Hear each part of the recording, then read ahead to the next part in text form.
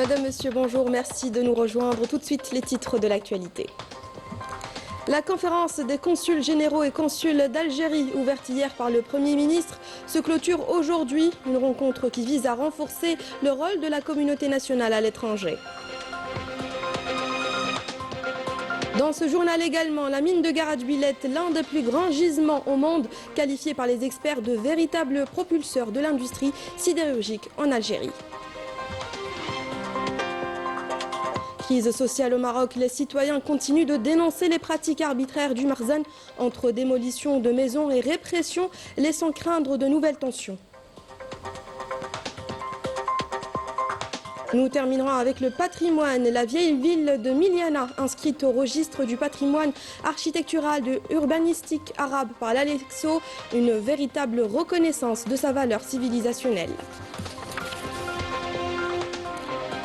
Bienvenue à tous. Tout d'abord, la conférence des consuls généraux et consuls d'Algérie, ouverte hier par le Premier ministre Sifir Lieb, se clôture aujourd'hui. Cette rencontre a rassemblé 43 consuls généraux et consuls à travers le monde et vise à renforcer les services consulaires. Cette conférence entre également dans le cadre de la politique de l'État tournée vers la communauté nationale à l'étranger et qui vise à en faire une composante à part entière de la nation. Compte rendu d'Amira Sefta. Après plus de 20 ans, l'Algérie réunit à nouveau l'ensemble de ses chefs de poste consulaires à travers le monde. Cette conférence s'inscrit dans une vision qui considère la diaspora algérienne comme une composante à part entière de la nation, bénéficiant d'une protection constitutionnelle. Dans son discours d'ouverture, le Premier ministre a mis l'accent sur l'importance de cette rencontre qui vise à poursuivre l'amélioration de la performance du réseau consulaire national qui est pleinement mobilisé au service des ressortissants algériens à l'étranger. Cette conférence, organisée après plus de 20 ans, vise à évaluer et adapter les politiques publiques dédiées à la communauté nationale à l'étranger. L'Algérie accorde une importance constitutionnelle à la protection de ses citoyens hors du territoire national, considérés comme une composante à part entière de la nation. Elle entend renforcer le rôle des consulats, améliorer la qualité des services, accélérer la numérisation et soutenir la contribution de la diaspora au développement et au rayonnement de l'Algérie. Pour sa part, le secrétaire d'État auprès du ministre des Affaires étrangères chargé de la communauté nationale à l'étranger, Sofiane Chaïb, a indiqué que les axes stratégiques de l'engagement présidentiel n'ont eu de cesse de se consolider par des actions concrètes et palpables au profit de nos concitoyens à l'étranger. Le premier objectif, c'est bien évidemment la question de la consécration et le renforcement du principe de protection de nos ressortissants à l'étranger. Le deuxième objectif concerne la poursuite du chantier de simplification et de modernisation de la gestion consulaire de nos concitoyens à l'étranger. Nous avons aussi un troisième objectif qui est en lien avec le volet administratif, c'est la poursuite du chantier de la numérisation du secteur consulaire, qui constitue un aspect et un volet primordial de la réforme de l'ensemble de la gestion consulaire. Le quatrième objectif de ce séminaire concerne la meilleure manière de répondre à certaines attentes et préoccupations de notre communauté, aussi bien sur le volet économique, culturel, scientifique. Un total de 43 chefs de poste consulaires entre consuls généraux et consuls déployés à travers le monde, ainsi que des chefs de service consulaires au niveau des représentations diplomatiques à l'étranger participent aux travaux. Objectif, améliorer la qualité des services, simplifier les procédures administratives et accélérer la numérisation. Ce séminaire, c'est une opportunité qu'on valorise, qui nous donnera la possibilité d'étudier tous les voies et moyens d'améliorer l'action consulaire dans sa dimension service.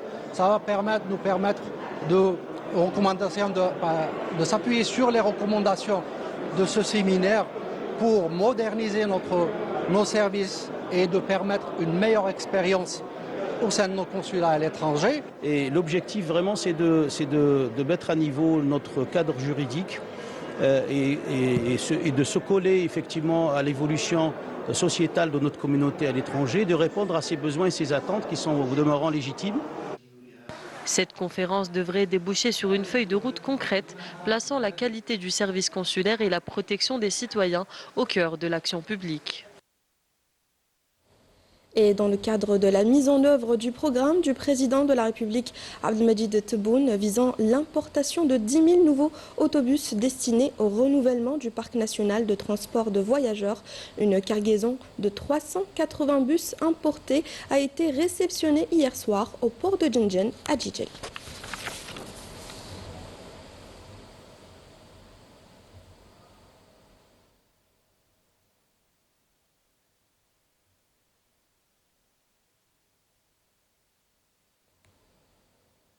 Mise en service le 31 janvier dernier, la nouvelle ligne ferroviaire de transport de voyageurs reliant la nouvelle gare de Tindouf à celle de Béchar suscite une large satisfaction parmi les passagers. Les premiers retours sont positifs et confirment l'importance de cette infrastructure perçue comme une avancée majeure pour la mobilité et le développement local de la région. Anis Cher. Une gare ferroviaire moderne, équipée de l'ensemble des services et des moyens les plus modernes, est fin prête à accueillir les premiers voyageurs en partance de Tindouf vers Béchar. Les passagers ont exprimé leur enthousiasme et leur satisfaction d'emprunter le train longtemps attendu. On a longtemps rêvé de ce train. Aujourd'hui, il se réalise enfin. Nous nous apprêtons à embarquer. Nous sommes très heureux.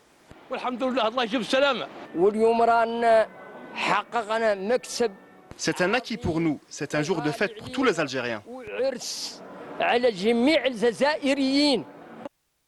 Le trajet à bord du train a duré toute la nuit. Le convoi a traversé des zones au relief varié et plusieurs ouvrages techniques le long du parcours, notamment le plus grand pont ferroviaire d'Afrique, le pont de l'Oued Dawra. À l'aube, les voyageurs sont visiblement satisfaits à l'approche de leur destination. Le voyage a été très agréable. Je tiens à remercier les habitants de Tindouf et tous ceux qui ont participé à cette réalisation. C'est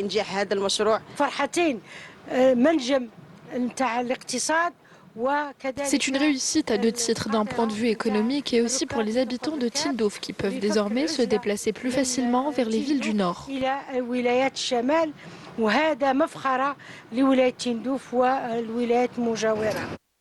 L'arrivée du train à la gare d'El Abadla, marquée par des moments de pause et de regroupement des voyageurs, a constitué la dernière étape avant l'entrée du train à Béchar pour la première fois en provenance de Tindouf, dans une atmosphère de forte satisfaction parmi les passagers au moment d'arriver à destination. Avec des réserves parmi les plus importantes au monde, la mine de Garage Billet s'impose aujourd'hui comme un levier majeur de diversification économique. L'expert industriel Reda Amrani, intervenant sur la chaîne Al24, l'a qualifié de véritable propulseur de l'industrie sidérurgique et souligne son importance stratégique pour la région. Walid Yousfi. La mine de Garage Billet s'impose aujourd'hui comme l'un des projets structurants majeurs du pays. Avec des réserves estimées à plusieurs milliards de tonnes, le gisement a fait l'objet de plusieurs études rigoureuses et approfondies, et ce, dès 1968. C'est un des projets qu'on a le plus et le mieux étudié. C'était un immense gisement à ciel ouvert. Et donc les études ont commencé en 1968, après la nationalisation des mines, c'est le 6 mai 1966, et la création de la SONAREM. L'un des premiers grands projets qu'on s'est mis à étudier, ce fut le projet de Garage Billet. Et à l'époque, on avait pris une très grande entreprise américaine, Tempo, une filiale minière de General Electric, la grande General.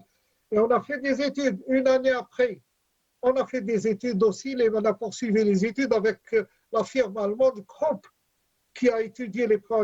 Indissociable de l'exploitation de la mine, la ligne ferroviaire minière de Tindouf, Béchar, Garage Billet constitue l'épine dorsale logistique du projet. Cette infrastructure permet ainsi l'acheminement du minerai dans les conditions optimales. Quand vous faites une voie ferrée comme cela, c'est toute la dorsale occidentale du pays qui va être développée. Nous avons d'autres gisements que nous allons mettre en valeur grâce à cette voie. Le gisement de manganèse de Guettara, le cuivre de Bab el-Bela et toute l'économie qui va se développer à Béchar, et dès 2035 va avoir besoin de minimum de 30 millions de tonnes de minerais utilisables par la réduction directe. Avec la mine et la ligne ferroviaire, l'Algérie transforme une richesse naturelle longtemps inexploitée en un véritable moteur industriel capable de peser durablement sur son économie. Autre rendez-vous marquant de l'actualité économique, le secteur de l'énergie est à l'honneur à Oran avec l'ouverture hier de la 15e édition du Salon international des énergies renouvelables, énergie du futur et développement durable. Un événement devenu incontournable qui rassemble près d'une centaine d'exposants nationaux et internationaux venus présenter les dernières innovations et avancées technologiques dans le domaine des énergies renouvelables. Sami Darli.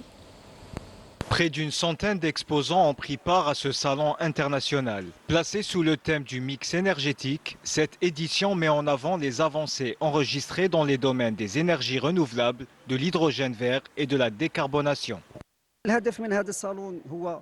Notre objectif est de promouvoir les différentes énergies renouvelables qui existent actuellement en raison des perspectives qu'elles offrent dans le domaine des énergies propres. Le deuxième objectif consiste à suivre la stratégie adoptée par les pouvoirs publics qui s'oriente vers la concrétisation d'un projet ambitieux aux enjeux majeurs, tant au niveau national qu'international. Cet événement revêt une grande importance, compte tenu du contexte international marqué par les changements climatiques. En Algérie, nous avons opté pour la technologie de l'osmose inverse pour le dessalement de l'eau, car comparée au procédé utilisé actuellement, elle est moins énergivore.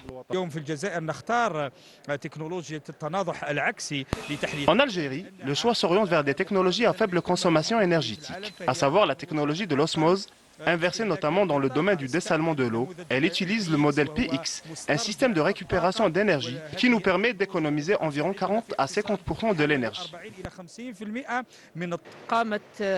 Notre entreprise s'est lancée dans le domaine des énergies renouvelables, que ce soit à travers les études, l'installation ou la distribution d'équipements d'énergie électrique, et ce, conformément à la stratégie de notre pays. Cette 15e édition se distingue également par la participation active des centres de recherche et de développement dans l'objectif d'orienter la recherche académique selon les besoins du marché et de transformer l'innovation scientifique en solutions concrètes et opérationnelles. La vision algérienne s'inscrit dans une perspective de transition énergétique progressive visant à diversifier les sources d'énergie, réduire la dépendance aux hydrocarbures et renforcer la sécurité énergétique du pays tout en soutenant le développement durable et l'innovation technologique. Météo à présent, des vents forts jusqu'à 90 km/h souffleront aujourd'hui sur plusieurs wilayas. C'est ce qu'a indiqué le bulletin météorologique spécial émis par l'Office national de la météorologie. Classé de niveau de vigilance orange, le BMS concerne les wilayas de Tlemcen, Ain Tmouchent, Oran, Moustaganem, Chlef, Ain Defla et Tipaza, et ce jusqu'à 18 h. Des rafales sont également prévues dans les wilayas d'Alger, Boumerdes, Blida et Médéa jusqu'à 21 h.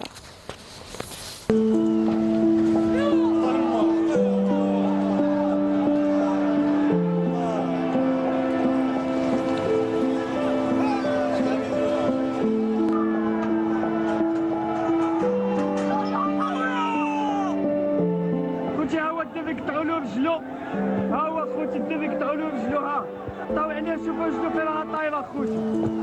اللهم هذا منكر، اللهم هذا منكر، اللهم هذا منكر.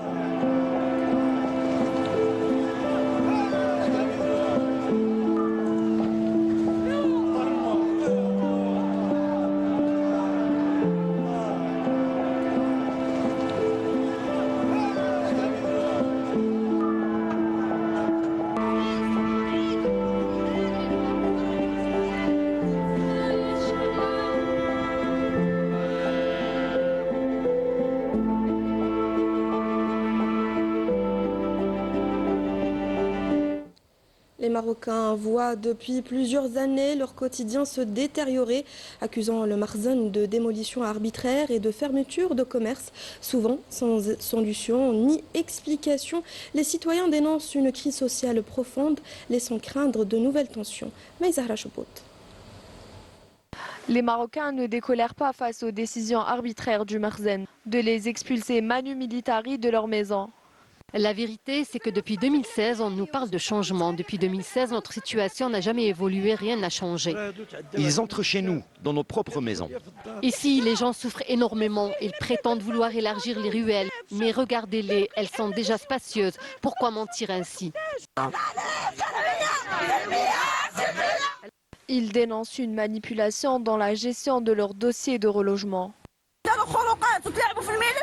Nos dossiers ont été manipulés. Nous ne demandons rien d'extraordinaire, juste nos maisons et le droit de vivre en paix.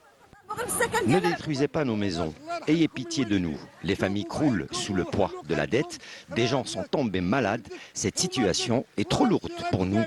Parallèlement, une autre réalité tout aussi alarmante s'impose. Des commerces qualifiés d'informels sont fermés ou retirés à leurs propriétaires au nom de la lutte contre l'anarchie. Mais sur le terrain, ces espaces sont réattribués, privant de petits commerçants de leur unique source de revenus et révélant une gestion sélective. Ils nous prennent nos biens. À ce stade, autant nous tuer. De quel droit parlent-ils? Quel droit ont-ils de faire cela? On nous a chassés pour installer d'autres personnes à notre place. Pourquoi eux et pas nous? Selon quels critères? Ils sont marocains et pas nous. C'est là que toutes les questions se posent. Ils ne font qu'ajouter des problèmes à nos problèmes. Entre démolition et perte de moyens de subsistance, le citoyen marocain se retrouve pris en étau. Ces mesures illustrent une crise sociale profonde et un fossé grandissant entre les autorités et la population, laissant présager davantage de tensions. Les attaques sionistes à Gaza se poursuivent toujours malgré le prétendu cessez-le-feu. Ce matin, 10 Palestiniens, dont 4 enfants, ont été tués et d'autres ont été blessés dans des bombardements menés par l'armée de l'occupation sioniste ayant visé des tentes et des maisons de citoyens à l'est de la ville de Gaza et au sud de la ville de Khan Younes, dans le sud de l'enclave palestinienne. Le bilan continue de s'alourdir. Il faut savoir que depuis l'accord de cessez-le-feu conclu en octobre dernier, au moins 529 Palestiniens ont été tués et plus de 1460 autres ont été blessés. D'ailleurs, l'ouverture partielle du poste frontalier de Rafah permet enfin à des Palestiniens déplacés de retrouver leur famille à Gaza après des mois d'exil forcé. Un retour chargé d'émotions où chaque pas sur cette terre meurtrie symbolise la résilience et la résistance malgré l'agression génocidaire sioniste. Notre correspondant Wissam Abou Zaid et Walid Benouis. Après des mois d'exil forcé, les déplacés palestiniens ayant quitté leur famille retrouvent enfin Gaza. Un retour chargé d'émotions où chaque pas sur cette terre martyre devient un acte de survie et de résistance. Au poste frontière de Rafah, les retrouvailles sont intenses où s'entremêlent larmes et joie profondes, selon des liens familiaux indéfectibles que la séparation, la distance et le temps n'ont pas pu altérer. Longtemps séparées par la guerre, ces familles sont conscientes que le simple fait de se retrouver relève déjà du miracle. Ma femme, mes frères et moi avons attendu le retour de ma sœur depuis 7 heures du matin et elle est arrivée à 23 heures. Notre joie est immense.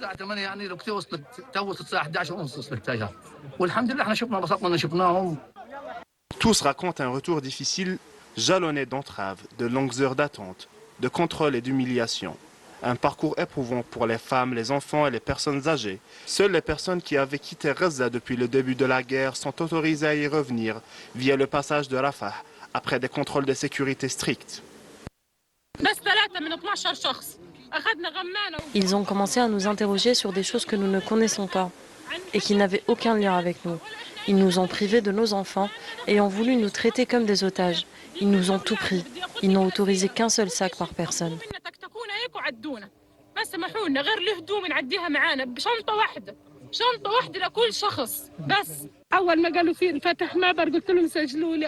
Je remercie Dieu de pouvoir enfin les revoir. Le trajet a été difficile, indescriptible. Je ne voulais pas quitter mon pays, mais je n'avais pas le choix. J'ai été transférée parce que j'étais malade. Je ne voulais pas quitter Gaza. Je croyais que mon exil n'allait durer que 2 mois, mais le passage est resté longtemps fermé. Ce retour symbolise un moment pivot après des années de guerre et de déplacement. Derrière chaque famille qui franchit la frontière de Rafah, il y a une histoire faite d'espoir, de perte, mais aussi d'aspiration à une vie normale. Direction Gennevilliers en France pour une escapade saharienne. Le sud de l'Algérie a été mis à l'honneur à travers une journée thématique organisée par l'association Au fil des cultures, offrant aux visiteurs une immersion au cœur des mystères du désert, de sa culture, de ses traditions et de son environnement. Correspondance Touafef Belhouchet. Dans cet espace où le parfum précède le regard, les sens sont saisis avant même de comprendre. Des odeurs rares dans ce type d'événement, mais immédiatement reconnaissables pour qui connaît le sud algérien, celle du Mzab, terre d'oasis, de patience et de transmission. Le plus connu, c'est la Marlouga. C'est le top du top. Au-dessus, c'est le soleil, comme on dit. Sur les étals, des plats, des tapis, des objets du quotidien et du rituel, un artisanat qui raconte toute la vallée d'Oksar en Ksar, de geste en geste. De chaque Ksar, il y a des représentants. Et donc, alhamdoulilah, grâce à nos épouses, à nos mères qui nous ont honorés pour une meilleure représentation de la vallée du Mzab. Et là, donc, on a invité nos visiteurs à découvrir notre culture ancestrale et pour les inviter à venir en Algérie, marhaba bihom, et dans le Mzab en particulier. À quelques pas, changement d'atmosphère. L'intérieur d'une maison de Timimoun a été reconstitué avec ses couleurs ocre et son hospitalité silencieuse. Sur un écran défilent les chour du Maoulid et des Ehalil, chants sacrés de l'Oasis, inscrits au patrimoine immatériel de l'UNESCO. Il y a un concentré d'artistes, donc de culture, et c'est la culture à Timimoun qui prédomine quand on découvre l'Oasis. Ce n'est pas seulement les paysages qui, bien sûr, sont fabuleux, mais c'est surtout la culture. Plus loin encore, l'horizon s'élargit, le Sahara se déploie dans toute sa profondeur jusqu'à la sagesse des Touaregs, là où le temps ne se mesure pas en heures, mais en verres de thé partagés. C'est pour garder en fait la société, la causerie. Là on est là, on cause là, si on fait juste un premier thé, après, alors qu'on a envie de rester. Car à la Halle des Grisions, une idée traverse toute l'exposition. Le désert algérien n'est pas une étendue vide, mais une pluralité de mondes, de traditions et de mémoires. C'est pas le désert, c'est les déserts. Le désert algérien est grand, Allah Ibarek, et que c'est un espace pluriel. Voilà. Et je pense qu'avec l'exposition, elle le démontre bien. Cette transmission passe aussi par celles et ceux qui en sont les héritiers ici dans l'immigration, comme cette chef qui a fait de la date, fruit cardinal du Sud, la signature de son savoir-faire. C'est de la confection de dattes garnies enrobées de chocolat qu'on ramène de Biskra et qu'on confectionne nous-mêmes. Donc on les garnit de différentes saveurs. D'autres deviennent passeurs de gestes, conteurs d'usages anciens, traducteurs de quotidiens sahariens. Bekri, les femmes, elles mettaient le bébé ici. بعد يحزموا كيما هاك ويروحوا يخدموا والمراه كي تحب تلحف دير هاك. Elle a juste à poser ça sur son visage et ça fait une sorte de voile. Si l'association Au fil des cultures met aujourd'hui l'Algérie à l'honneur, c'est à travers cette richesse culturelle, vivante, assumée, transmise, qu'elle touche un public large et pluriel. On est des Gennevillois, les habitants de Gennevilliers. Et Gennevilliers, c'est une ville très cosmopolite, avec énormément de diversité. Donc on est très content que le désert algérien soit à l'honneur. Surtout ici, c'est la halle des Grésillons dans l'ancien marché. On vient juste de le rénover, de les réouvrir. Et ça fait plaisir d'accueillir ce type d'événement. Et on espère faire connaître à travers ce type d'événement notre lieu pour que les gens viennent nombreux pour de futurs événements au sein de la halle. Au-delà des images et des objets, les mystères du désert qu'a abrité la halle des Grésillons rappellent une évidence souvent oubliée. Le Sahara algérien n'est pas une marge, mais un cœur battant, un espace de culture, de liens, de mémoire, capable même à des milliers de kilomètres de rassembler autour de l'essentiel. Et pour terminer, on va parler patrimoine. La wilaya de Ain Dafla voit plusieurs projets importants se concrétiser pour protéger la mémoire nationale. La vieille ville de Miliana a été classée au registre du patrimoine architectural et urbanistique arabe par l'Alexo, ce qui constitue une reconnaissance arabe de sa valeur civilisationnelle et symbolique, faisant de la région un véritable espace culturel et historique. Badi Amani. La richesse culturelle et civilisationnelle de l'Algérie vient d'être renforcée par le classement de la vieille ville de Miliana en tant que patrimoine architectural et urbanistique arabe par l'Organisation arabe pour l'éducation, la culture et les sciences, Alexo. Ce classement est une reconnaissance pour cette ville riche de son histoire et de son patrimoine.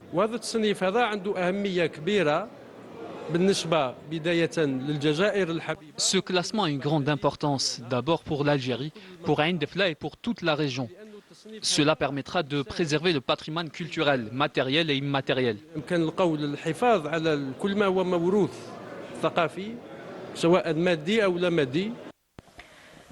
Pour préserver la mémoire collective et le patrimoine culturel de Miliana, le siège du califat de l'émir Abdelkader a été inauguré après sa restauration, de même qu'une salle de spectacle baptisée Mohamed Boudiaf. La salle de cinéma de Khmis Miliana a été baptisée du nom de la défunte artiste Biouna. C'est un grand acquis pour les artistes, les intellectuels de cette ville. C'est un jour historique pour la ville de Khmis Miliana.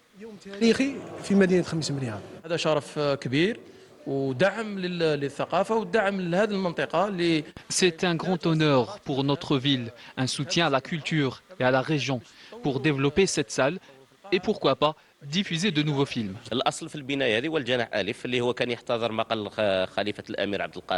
Dans cette bâtisse, c'est le pavillon A qui hébergeait le siège du califat de l'émir Abdelkader. Sa rénovation depuis 2023 a permis de traiter les points les plus détériorés, étant donné que le lieu n'a jamais fait l'objet de restauration.